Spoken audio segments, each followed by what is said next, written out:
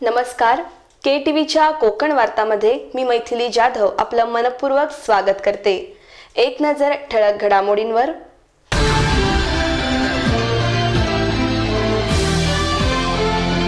रत्नागिरी येथील शासकीय तंत्रनिकेतन सुरूच राहणार, मुख्यमंत्री नामदार देवेंद्र फडणवीस यांनी पालकमंत्री नामदार रवींद्र वायकर यांना दिले आश्वासन।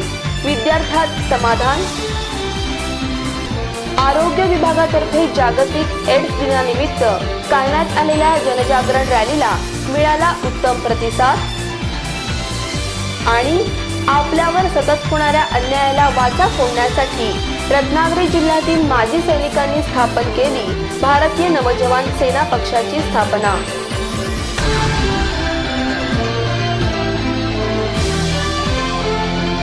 यापुढील बातम्या अल्पशा विश्रांतीनंतर। जीवन निघून जात नाही, बरसत असते।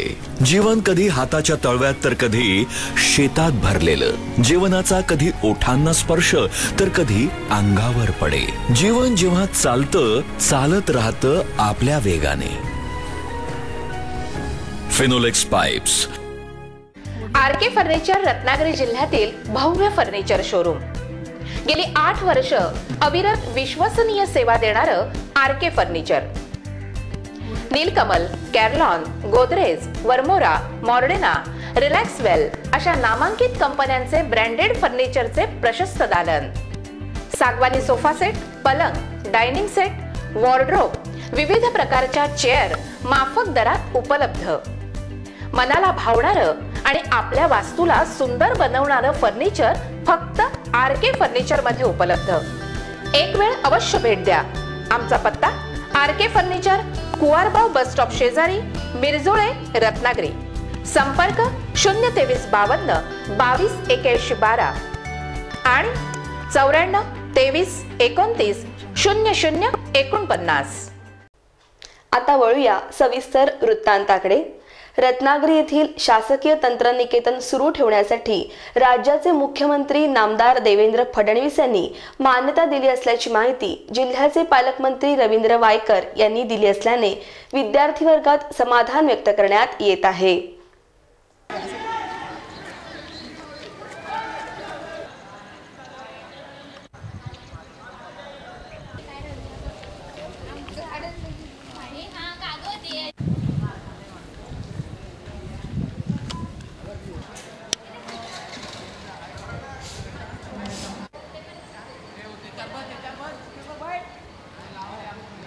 गेल्या महिन्यात शासनाने रत्नागिरी येथील शासकीय तंत्रनिकेतन बंद करण्याचा निर्णय घेतला होता, परंतु याबाबत आजी माजी विद्यार्थ्यांनी लोकशाही मार्गाने आंदोलन केल्यामुळे शासनाला हा निर्णय मागे घ्यावा लागला आहे।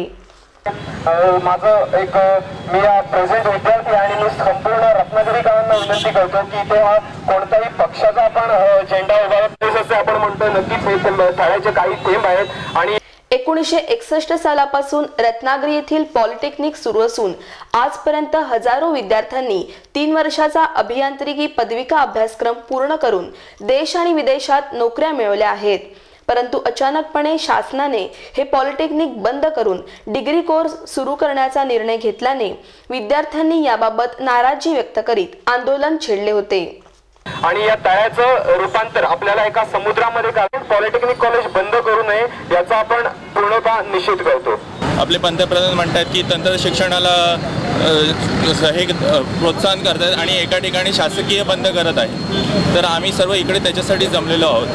आज पॉलिटेक्निकला गव्हर्नमेंट शासकीयला फी आहे 1750 1550 कॅटेगरीमध्ये आणि तीच ओपन कॅटेगरीला आहे 7000 रुपये. म्हणजे फी नथिंग आहे. आणि तीच आज जर तुम्ही प्रायव्हेट कॉलेजला गेलात तर त्याच्या 7 पट आहे. म्हणजे 30,000 40,000 अशी फी आहे. आणि ती आज जर आपल्या इकडचे सगळे जे काय नागरिक आहेत ते सगळे श्रीमंत नाही आहेत. त्याच्यामुळे ते ती 7 पटीने फी काय देऊ शकणार नाही. त्याच्यामुळे आम्ही सगळे इथे जमलो आहोत. सगळ्यांना आवाहन करत आहोत. याची दखल घेत पालकमंत्री नामदार रवींद्र वायकर यांनी मुख्यमंत्र्यांची भेट घेऊन हा निर्णय बदलण्यास शासनाला भाग पाडल्याबद्दल विद्यार्थी व पालकांमध्ये समाधान व्यक्त करण्यात येत आहे. रत्नागिरी एड्स दिनानिमित्त एका भव्य रॅलीचे आयोजन जिल्हा शासकीय रुग्णालय येथे जिल्हा एड्स प्रतिबंध व नियंत्रण पथक रत्नागिरीच्या वतीने करण्यात आले होते. वचन पाळा, वचन पाळा, नाही लस नाही उपचार. वचन पाळा, वचन पाळा, वचन पाळा, नाही लस नाही उपचार, नाही लस नाही उपचार. या रॅलीमध्ये नवनिर्माण महाविद्यालय, गोगटे महाविद्यालय, यश फाउंडेशनच्या नर्सेस, स्टुडंट्स, परकार फाउंडेशन, सरा देसाई महाविद्यालय रत्नागिरी, नर्सेस, स्टुडंट्स तसेच इतर हायस्कूल, सामाजिक संस्था सहभागी झाल्या होत्या.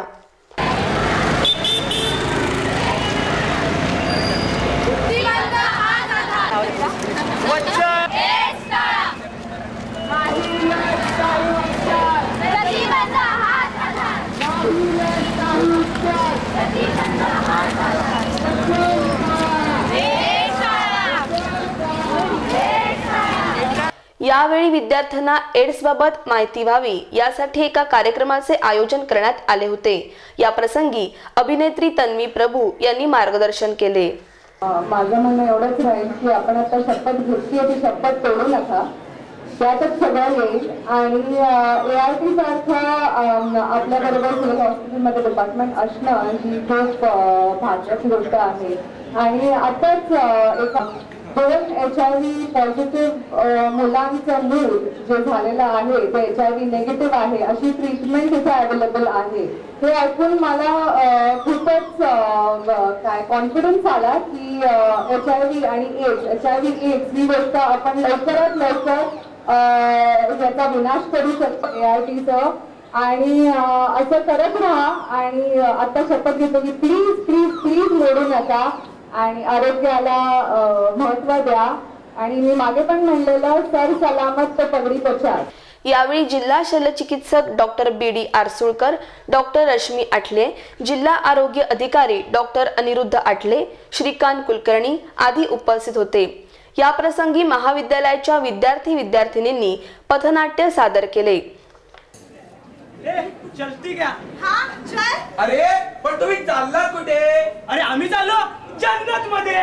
जन्नत? जन्नत म्हणजे काय? जन्नत म्हणजे काय इकडे सांगतो.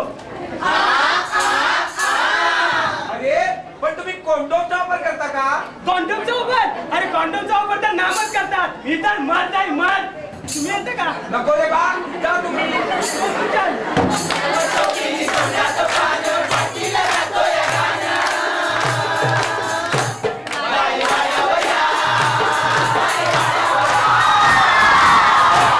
रॅलीला विद्यार्थी वर्गाकडून उत्स्फूर्त प्रतिसाद मिळाला.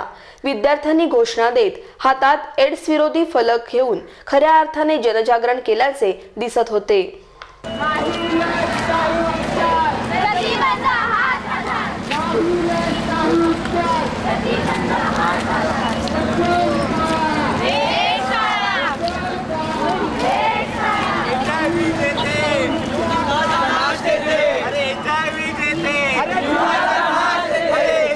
ही भव्य रॅली जिल्हा कार्यक्रम व्यवस्थापक सचिन पवार तसेच कर्मचारी नितेश मोरे, राहुल खरात, सतीश कांबळे, शीतल कीर, अस्मिता गुरव, विनीता सावंत आदींनी आयोजित करण्यात सहभाग घेतला होता.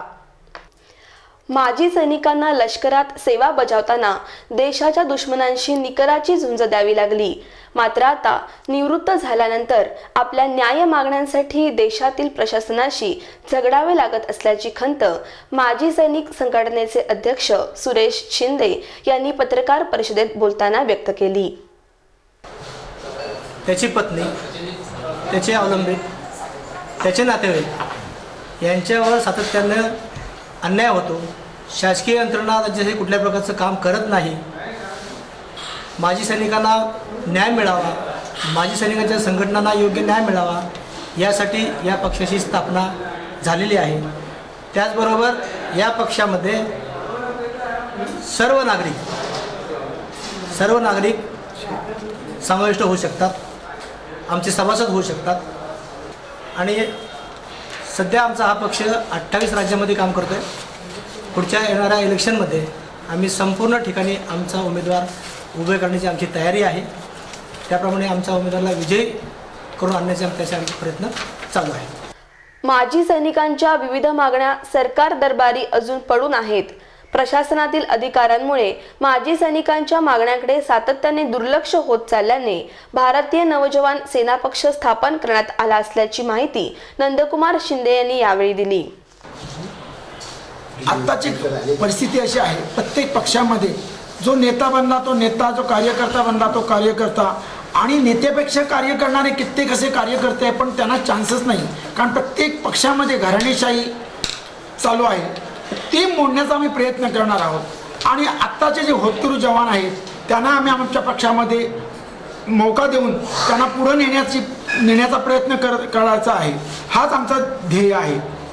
आणि त्यांनी पक्षातच नव्हे तर पुढं जर मिलिटरीच्या लायक आहेत तर त्यांना त्याचं पण ट्रेनिंग देऊन आम्ही त्यांना पुढं पण मार्गदर्शन करू. आम्ही आमच्या पक्षामार्फत असं पक्षामार्फत एखादं स्कूल खोलायचं किंवा ट्रेनिंग सेंटर खोलायचं आणि त्यांना मार्गदर्शन करायचं आणि त्यातून त्यांना पुढे पाठवायचं, हा आमचा उद्देश असेल. माजी सैनिकांच्या कल्याणासाठी 160 कोटी जमा आहेत. मात्र हा निधी कुठे वापरला जातो याबाबत माजी सैनिकांनी प्रश्न उपस्थित केला आहे. माझं म्हणणं असं आहे की जो 7 डिसेंबर हा फ्लॅग डे साजरा केला जातो आणि एक रुपया म्हणून एक प्रकारे भीकच आहे. ही भीक मागितली जाते. आता सैनिक फार सक्षम आहेत. हा 1 रुपया मागण्याची आवश्यकता नाही आणि 1 रुपया मागून आज हा इतका 160 कोटीचा निधी पडलेला आहे. हा पडलेला निधी आमचे माजी सैनिकच नव्हे तर पोलीस वगैरे सुद्धा डिपार्टमेंट आहेत, जे आणखीन सिक्युरिटी डिपार्टमेंट आहेत, ज्यांना खरोखरच ह्याची आवश्यकता आहे, त्यांना घरे बांधण्यास, त्यांना आर्थिक मदत देण्यास असा हा निधीचा वापर करावा आणि हा पडून राहिलेला पैशाचा योग्य विनिमय व्हावा. आणि इथून पुढं हा जो 1 रुपया ध्वजदिन निधी आहे हा बंद करावा. त्यापेक्षा शासनानं त्याच्यासाठी काहीतरी एक वेगळं नियोजन ठेवावं एवढं माझं म्हणणं आहे. जय हिंद, जय जवान, जय किसान. दरम्यान माजी सैनिकांच्या या देशांतर्गत प्रशासनाच्या लढाईत सर्वसामान्यांनीही सहभाग घ्यावा असे आवाहन भूषण बर्वे यांनी केले आहे. आपल्या हक्काकरता एक पक्ष स्थापन करावा लागतंय, याच्यापेक्षा अत्यंत खेदजनक गोष्ट कुठली असू शकत नाही. तर माझं सगळ्या नागरिकांना, भारताच्या नागरिकांना, सगळ्या मीडियाना, सगळ्या सामाजिक संघटनांना, सगळ्या राजकीय पक्षांना माझं एक आव्हान असं आहे, नम्र आव्हान आहे, विनंती कळकळीचं आव्हान आहे की याच्याकरता तुम्ही यांच्या पाठीशी सक्षमपणे उभे राहा. मी एक सुजाण नागरिक म्हणून नागरिकांच्या वतीनं असं आश्वासन देतो की आम्ही तुमच्याबरोबर होतो आणि आजही तुमच्या खांद्याला खांदा लावून आम्ही उभे राहू. काळा पैसा, भ्रष्टाचार, बेरोजगारी, गरिबीमुक्त भारत निर्माण करण्यासाठी या भारतीय नवजवान सेना पक्षाची स्थापना करण्यात आली असून या पक्षाला जनतेने साथ द्यावी असे आवाहन यावेळी करण्यात आले. रत्नागिरी येथील लोकप्रिय तलाठी हरिश्चंद्र कातळकर हे सेवानिवृत्त झाल्याने सर्व तलाठी मित्रांच्या वतीने त्यांचा सत्कार करण्यात आला.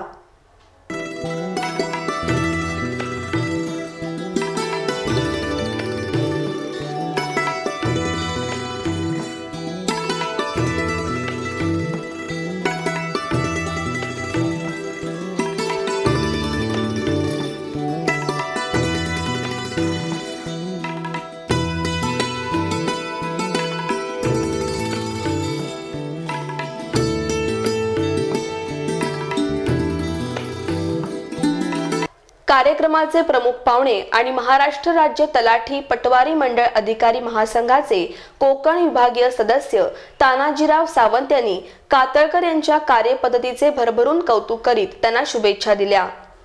अजातशत्रू माणूस त्यांचा नोकरीच्या दरम्यान कोणी शत्रू तयार झाला असेल किंवा पक्षकारांना त्यांना असे विरोध करून बोलला असेल किंवा त्यांच्याकडनं कोण एखादा माणूस पक्षकार किंवा आपला सहकारी दुखावला गेला असेल त्याच्याबद्दल नक्कीच शंका असेल किंवा कोणी दुखावला गेला त्याची खात्री आहे.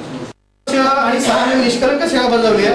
कदाचित आपल्या माझ्या सहित ज्या लोकांचे जेवढं वय नसेल एवढी सेवा त्यांनी अगदी निष्कलंक बजावली आणि कसलाही डाग लागू न देता कसलाही अंगावर बालट न येऊ देता सगळ्यांना बरोबर घेऊन त्यांनी काम पूर्ण केलेलं आहे. अगदी बारगुडे भाऊसाहेब जसं बारगुडे भाऊसाहेब बोललो तसंच कार्यक्रमाबद्दल बोलायला लागेल.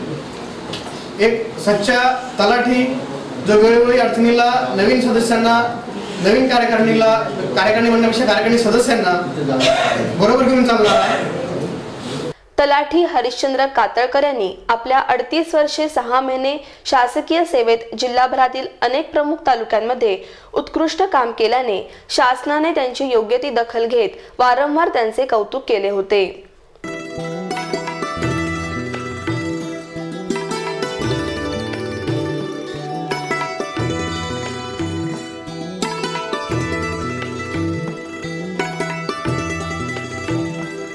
इतर तलाठी मित्रांनी कातळकरांच्या कार्याचे कौतुक करीत त्यांना शुभेच्छा दिल्या. कातळकर भाऊसाहेबांनी कधी असं द्वेषानं कोणतंही म्हणणं मांडलं नाही.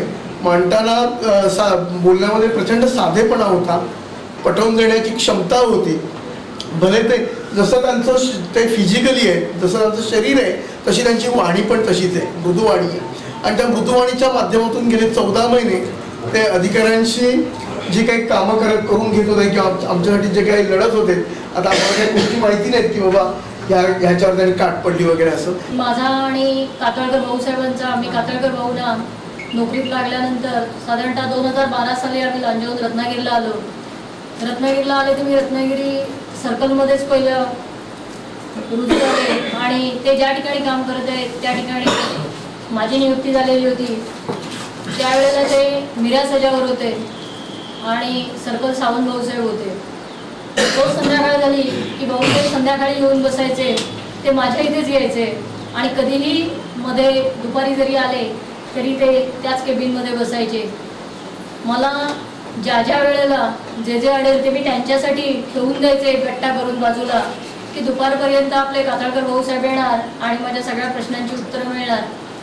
या प्रसंगी जिल्हा तलाठी संघाचे संघटक RL यादव, सुधीर यादव, मंडळ अधिकारी SS Kamble, Shyam Patil, VD Sarfare, KY Jadhav, MB Kamble, TS Patil, Ratnagiri तालुका तलाठी संघटनेचे नूतन अध्यक्ष रोहिदास राठोड, कार्यकारिणी सदस्य तलाठी बंधू आणि भगिनी मोठ्या संख्येने उपस्थित होते. मोठा घास घेतलेला आहे, त्यांनी जो काही मी बोललो असेल त्यांनी तो मोठ्या मनाने माफ करावा. जिथे पोहोचले आम्हाला जरी तुमचं तरी काय आपल्याला त्यामध्ये बाहेर शेवटी सत्काराला उत्तर देताना तलाठी हरिश्चंद्र कातळकर यांनी महसूल खात्यात आपण काम करून सन्मानाने निवृत्त होत असल्याबद्दल समाधान व्यक्त केले. किंवा सत्कार समारंभ म्हणून किंवा शुभेच्छा समारंभ म्हणून जो आज आपण ठेवला त्याबद्दल मी आपणा सर्वांचं ऋणी आहे.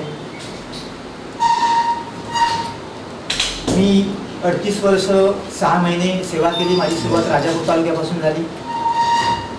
राजापूर तालुक्यामध्ये उन्हाळ्यात सजाला मी काम केलं. पहिल्याच नेमणुकीमध्ये 6 गावं माझ्या सजामध्ये. मला काडीचंही ज्ञान नाही, 7-12 म्हणजे काय 8 म्हणजे काय याचं काही ज्ञान नाही. आता अलीकडे संघटनेच्या जोरावर आपल्याला 6 महिने मला वाटतं प्रशिक्षण वगैरे दिलं जातं, पण त्यावेळी काही नाही. आणि त्यावेळी जे सर्कल इन्स्पेक्टर होते ते एवढ्या म्हणजे खाक्या दामाचे होते की कोणतंही काम असलं तर ते तू इथे बसायचं आणि तू स्वतः करायचं. जर चुकलं तर मी काय ते सांगतो, पण बरोबर होईपर्यंत त्या खोलीमध्ये आता जमाबंदीचं काम आम्हाला एखाद्या खोलीत कोंडून ठेवायचे आणि त्या ठिकाणी आम्ही ते जमाबंदीचं काम करायचं. त्यामुळे एक एक पैसा असायचा. पण त्या लोकांचं चांगलं आम्हाला सहकार्य मिळालं, त्यांच्याकडून आम्ही चांगलं शिकलो. जुन्या 500 व 1000 रुपयांच्या नोटांचा कर वसुली तसेच महावितरणला वीज बिलापोटी जवळजवळ 4 करोड रुपये मिळाले, त्यामुळे थकबाकीही वसूल झाली। याबाबत महावितरणचे अधीक्षक अभियंता प्रभाकर पेटकर यांनी केटीव्हीला सांगितले। शासनाने जी विद्युत बिलापोटी जुन्या नोटा स्वीकारण्याची सवलत जाहीर केली होती त्याच अनुसरून सर्व ग्राहकांनी खूप चांगला प्रतिसाद दिलेला आहे व याची प्रसिद्धी वर्तमानपत्र तसेच टीव्हीच्या विविध माध्यमातून सर्व ग्राहकांपर्यंत पोहोचलेली आहे। त्याच अनुसरून ग्राहकांचा चांगला प्रतिसाद भेटलेला आहे व त्यापोटी जवळपास 4.5 कोटीचा महसूल महावितरण रत्नागिरी यांच्याकडे जमा झालेला आहे। महावितरण तर्फे जुन्या नोटा देऊन आपली वीज बिलाची थकबाकी भरून महावितरणला सहकार्य करण्याचे आवाहन त्यांनी केटीव्हीच्या माध्यमातून वीज ग्राहकांना वारंवार केले होते, त्यामुळे वीज ग्राहकांचा चांगलाच प्रतिसाद त्यांना मिळाला। महावितरणच्या सर्व योजनांची जास्तीत जास्त माहिती ग्राहकापर्यंत पोहोचण्याचे काम केटीव्ही चॅनल तसेच इतर वर्तमानपत्रातून करण्यात आले आणि ह्या योजना जास्तीत जास्त ग्राहकापर्यंत पोहोचण्यात आल्या, त्यामुळे सर्व ग्राहकांचा फायदा झालेला आहे। तर म्हणून मी महावितरणतर्फे या सर्व माध्यमांचे आभार व्यक्त करतो। शेती पंपासाठी वीज या काही योजना असून त्याबाबत त्यांनी केटीव्हीला सांगितले। यापुढे मी आपल्याला सांगू इच्छितो की रत्नागिरी जिल्ह्यामध्ये सध्या जवळपास 5000 हेक्टर जमीन बागायती करण्याचे धोरण जाहीर झालेले आहे। तर त्याच अनुसरून महावितरण रत्नागिरी यांनी आपला कृषी पंपांना वीज कनेक्शन देण्याचा आपला नियोजनबद्ध कार्यक्रम तयार केलेला आहे। त्यामध्ये आम्ही सर्व कृषी पंपधारकांना किंवा जे कृषी पंप घेऊ इच्छितात अशा लोकांना वीज पुरवठा त्वरित देणार आहेत। जर ज्या लोकांना हा कृषी पंपासाठी लागणारा वीज पुरवठा पाहिजे त्यांनी आपल्या जवळच्या कार्यालयामध्ये महावितरणच्या कार्यालयामध्ये संपर्क साधावा, आपले अर्ज करावे। तसेच ज्या लोकांना सौर ऊर्जेवर चालणाऱ्या कृषी पंपाचा पुरवठा पाहिजे तर त्या लोकांनी पण आपल्या जवळच्या महावितरणच्या कार्यालयातच संपर्क करावा आणि आपले अर्ज त्या ठिकाणी देण्यात यावे। महावितरणची वसुली चांगल्या प्रमाणात झाली असून आता विद्युत ग्राहकांना अखंडित वीज पुरवठा करणे, शहरातील गंजलेले पोल, ग्रामीण भागातील वीज पुरवठा यंत्रणा ठीक करणे आदी अपेक्षा वीज ग्राहकांनी व्यक्त केली आहे। रत्नागिरी येथील सामाजिक कार्यकर्ते जगदीश उर्फ बबन शेठ मलुष्टे यांनी श्री राधाकृष्ण मंदिरातील विविध साहित्य ठेवण्यासाठी स्टीलचे कपाट देणगी स्वरूपात दिले।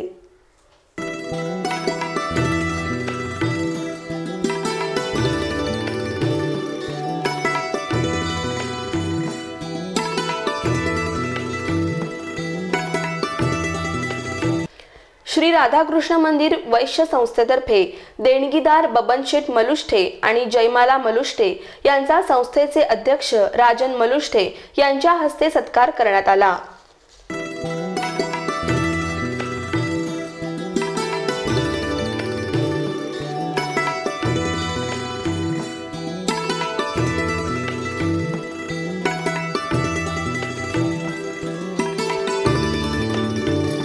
भिंगारडे वसंत भिंगारडे यांनी आमच्याकडे प्रस्ताव मांडला की एक राधाकृष्णासाठी एक कपाटाची आवश्यकता आहे। त्यामुळे आम्ही म्हटलं चालेल, म्हणताय मग हे तर तुमच्या ह्याने आम्हाला देवापर्यंत जाण्याची संधी मिळते आणि आम्ही लगेच कबूल करून हे कपाट श्रीचरणी अर्पण केलेलं। या प्रसंगी संस्थेचे उपाध्यक्ष सतीश दळी, विश्वस्त वसंत शेठ भिंगारडे, कोषाध्यक्ष विकास मलुष्टे, रवी प्रसादे, निलेश मलुष्टे, योगेश मलुष्टे, बंधू मलुष्टे, बाबू खातू, मंदिराचे पुजारी श्री काळे आदी उपस्थित होते। संस्थेचे अध्यक्ष राजन मलुष्टे यांनी कपाट देणगी दिल्याबद्दल मलुष्टे बंधूंचे आभार मानले। आता या मंदिराची अनेक कामं करताना वेळोवेळी समाजातल्या अनेक लोकांना इच्छा होती की आपणही या कामामध्ये काही सहभाग द्यावा। तसं आमचे आज जगदीश मलुष्टे आहेत, यांनी आपल्या या मंदिरासाठी जे सामान ठेवायला लागतं त्यासाठी आज एक नवीन कपाट या संस्थेला देणगी दिलेलं आहे। या संस्थेसाठी देणगी दिलेल्या वेळोवेळी देणगी दिलेल्या सगळ्या समाज बांधवांचं मी आभार मानतो।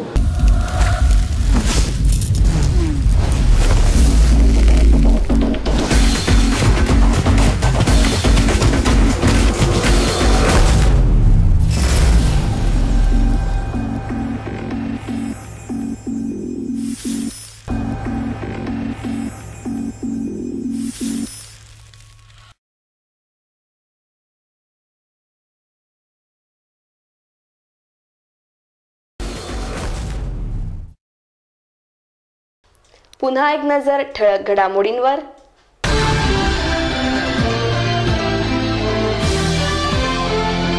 रत्नागिरी येथील शासकीय तंत्रनिकेतन सुरूच राहणार। मुख्यमंत्री नामदार देवेंद्र फडणवीस यांनी पालकमंत्री नामदार रवींद्र वायकर यांना दिले आश्वासन। विद्यार्थ्यात समाधान। आरोग्य विभागातर्फे जागतिक एड्स दिनानिमित्त काढण्यात आलेल्या जनजागरण रॅलीला मिळाला उत्तम प्रतिसाद। आणि आपल्यावर सतत होणाऱ्या अन्यायाला वाचा फोडण्यासाठी रत्नागिरी जिल्ह्यातील माजी सैनिकांनी स्थापन केली भारतीय नवजवान सेना पक्षाची स्थापना।